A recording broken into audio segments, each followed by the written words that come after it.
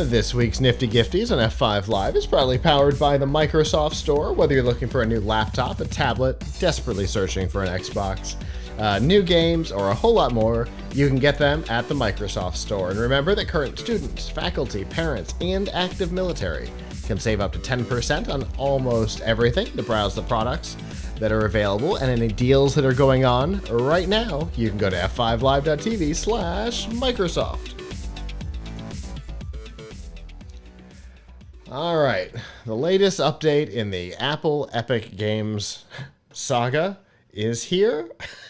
This time, we are closing in. As of today, we are just days away from the court's requirement that Apple implement the policy to allow developers to use third-party payment systems. We know that Apple is not happy about this. It is Epic Games' only win out of the 10 counts that they charged against Apple. This is the only one that they won, and Apple has been looking for a way to get around it, get away from it.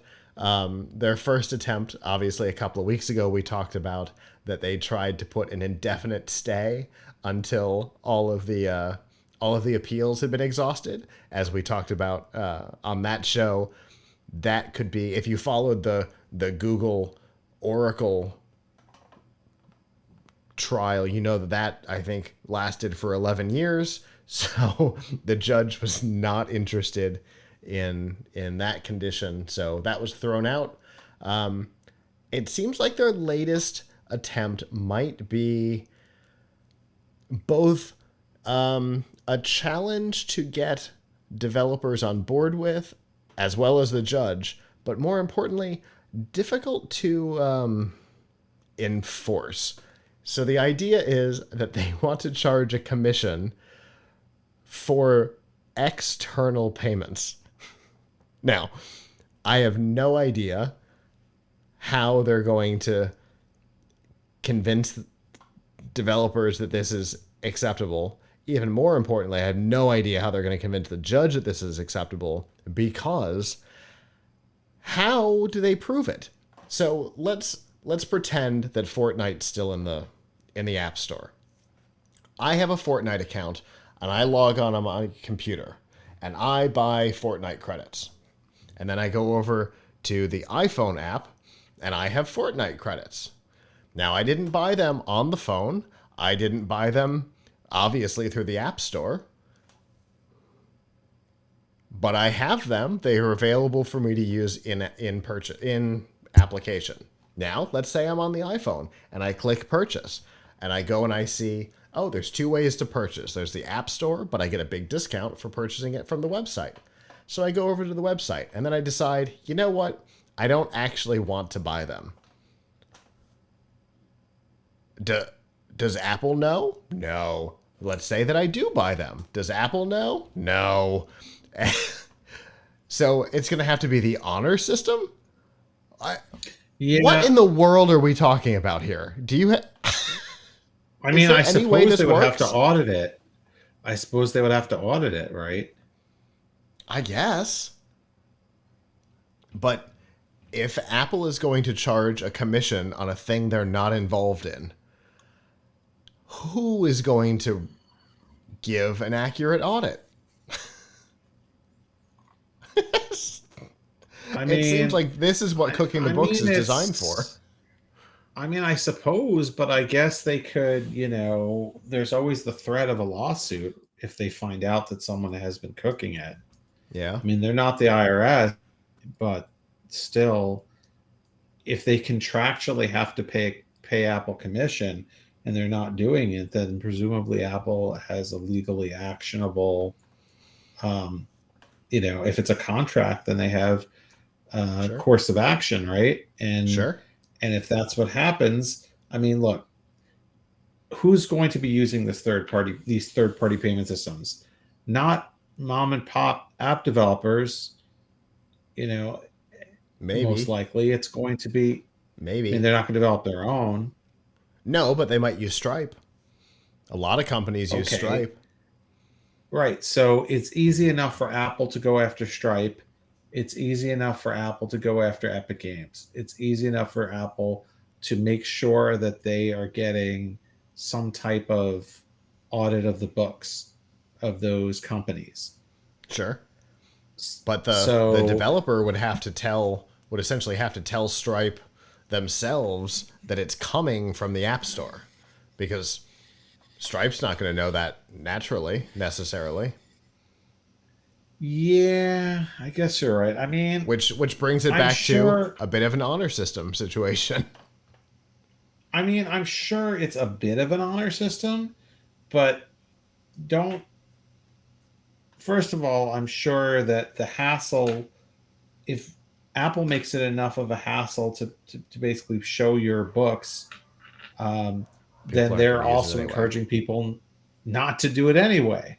So you can't you can't win. And of course, if they want a cut of what you do with your own payment system, then what they're really saying is we're going to get our cut one way or the other. Right. Yeah.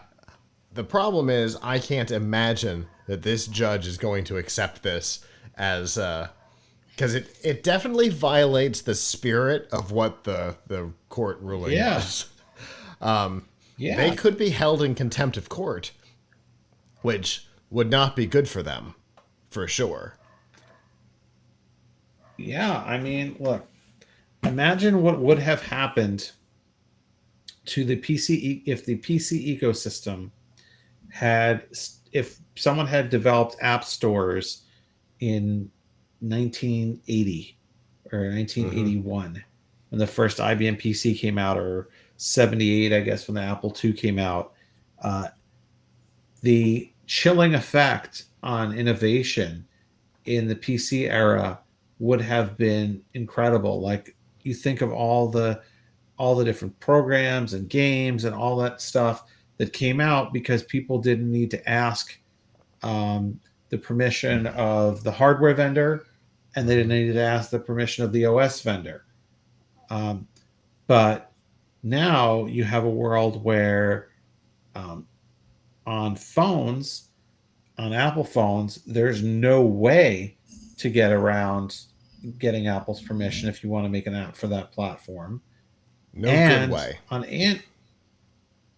Android, it's possible, but not very not easy enough that most people would do it. Right. Uh, so and obviously Apple and Microsoft would love to implement this type of walled garden on the desktop too if they could.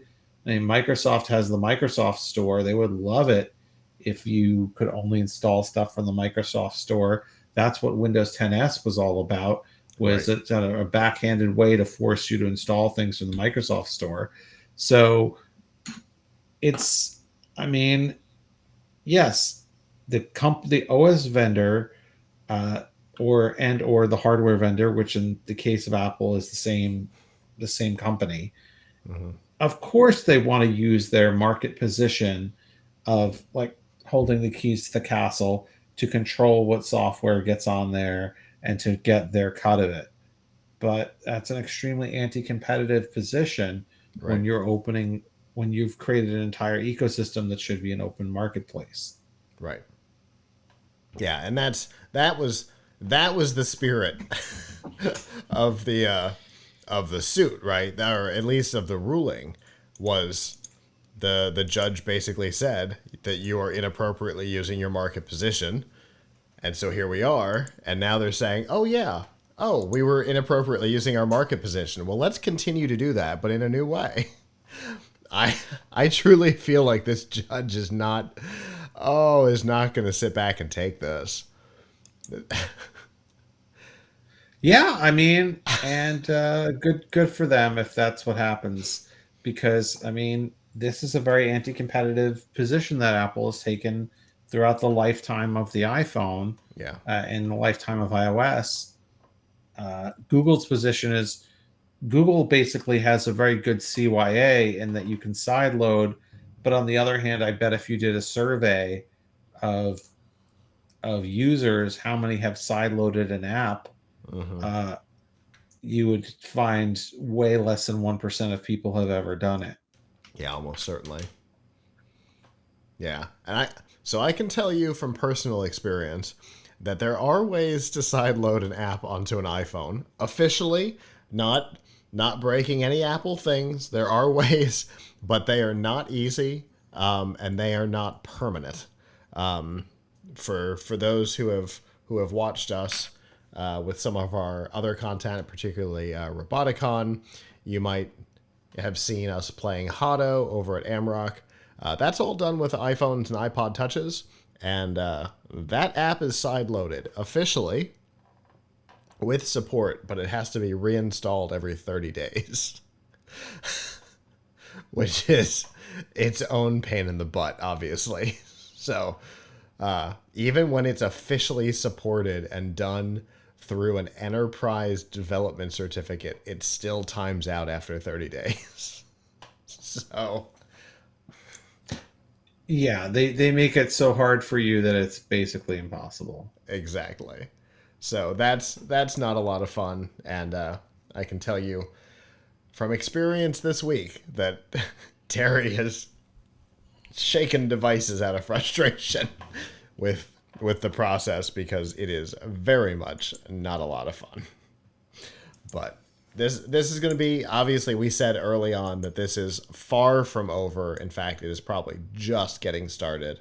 So we will definitely keep you posted on any next steps.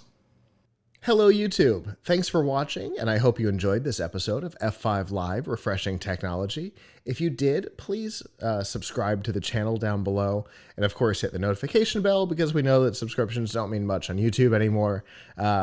If you've got topics that you'd like us to talk about in the future, please comment them down below. And if you'd like to not follow us on YouTube, there's lots of ways that you can follow along with our content by going to plughitslive.com/subscribe. There you'll see all of our shows and all of the ways that you can watch, listen, and follow along.